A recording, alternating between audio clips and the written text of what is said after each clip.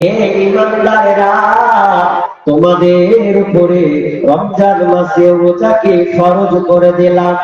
তোমাদের জন্য এই রমজান মাসের সিয়ামকে ফরজ করে দিলাম। তার মানে আল্লাহ বলছেন তোমাদের উপরে রোজাটা ফরজ হয়ে গেল। শুধু তাই নয়, আল্লাহ বলছেন শুধু তোমাদের উপরে নয়, কামা কুতিবা আলাল্লাযীনা মিন ক্বাবলিকুম, যা তোমাদের পূর্ববর্তী যারা তাদের উপরে রমজান মাসের আপনাদের রোজাটা ফরজ ছিল। রোজাটা আপনি ফরজ, আমাদের উপরে ফরজ, পূর্ববর্তী নবীদের উপরে ফরজ। কিন্তু কেমন পেটেটা কি আমাদের মতন ছিল না। আমাদের রোজা আলাদা, তাদের রোজা ছিল আলাদা। কেমন রোজা তাদের মধ্যে ছিল? হাদিসের মধ্যে পাওয়া যায় আদম আলাইহিস সালামের সময় রোজা ছিল, এটা নিশ্চিত বোঝা যায় না। তবে নূহ আলাইহিস সালাম থেকে স্পষ্ট বোঝা যায় যে তাদের যুগেও রোজা ছিল। কিন্তু রোজাটা কেমন আমাদের মতন নয়। রোজা ছিল কেমন? আমার রাদিয়াল্লাহু তাআলা বলছেন, আল্লাহ রাসূল বলেছেন, হাদিসটা যেহেতু জয়ীফ সহিহ নয় জয়ীফ, কিন্তু এখানে প্রমাণ করছে যে নূহ আলাইহিস সালামের সময় রোজাটা ফরজ ছিল। কেমন? তো ঈদুল আযহা, ঈদুল ফিতর এবং ঈদুল আযহা, এই দুইটা ঈদ ছাড়া বাকি 11 মাসই রোজা ফরজ ছিল। বাকি পুরোটাই রোজা ফরজ ছিল।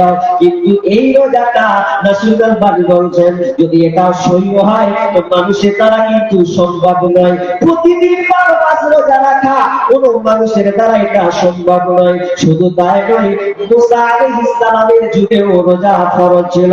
কেমন রোজা ফরজ? যখন বিশ্বনবী মক্কা থেকে যখন মদিনায় চলে গেলেন, মদিনা যখন হিজরত করলেন, তো হিজরত করার পর তিনি কিছু ইহুদিদেরকে দেখতে পেলেন। ইহুদিরা শনিবারের দিন রোজা অবস্থায় আছে। আল্লাহ রাসূল ইহুদিদেরকে জিজ্ঞাসা করছেন, ওই আমার বলো তো ইহুদিরা, তোমরা কেন আজকে এই রোজার অবস্থায় আছো? কি একটা দিনে তোমরা রোজা রেখেছো, কিসের এটা রোজা? তখন ইহুদিরা বলছে, আজকে আমরা যে রোজা রেখেছি এই রোজাটা হচ্ছে মুসা আলাইহিস সালামের রোজা। কি এমন রোজা? মুসা আলাইহিস সালাম আল্লাহকে সন্তুষ্টি, আল্লাহ মানে শুকরিয়া আদায় করার জন্য এই রোজাটাকে রেখেছিলেন। কেন?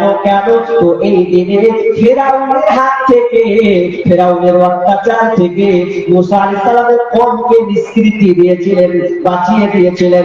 আর ফিরআউন সহ তার বংশধরকে ডুবিয়ে মেরে দিয়েছিলেন। আপনার কিনা লোহিত সাগর, নদীতে একদম লোহিত সাগর তাদেরকে ডুবিয়ে মেরেছিলেন।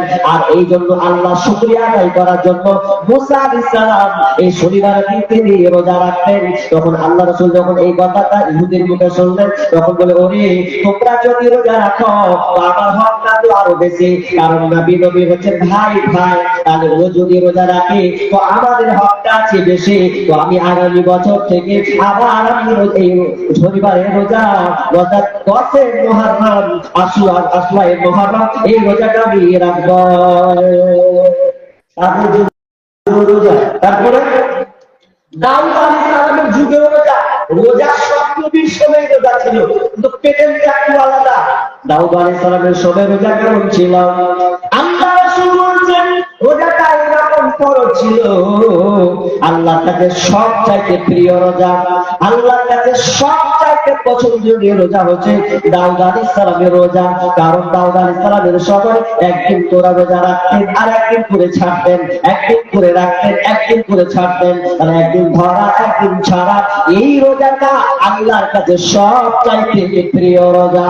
শুধু তাই নয়, এভাবে করে মারিয়াম আলাইহিস সালাম পর্যন্ত, ঈসা আলাইহিস সালামের সময় রোজা ফরজ ছিল।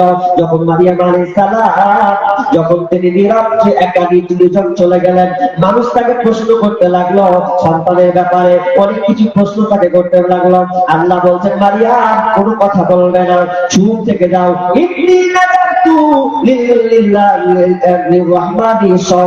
তুমি যখন তুমি বলে দেবে ওই লোকদেরকে যারা তোমাকে প্রশ্ন করবে যে আমি আল্লাহ রহমানের পক্ষ থেকে আজকে আমি রোজা রেখেছি, অতএব আমি কারো সামনে কথা বলবো না, যেহেতু আমি রোজা নিয়ত রেখেছি।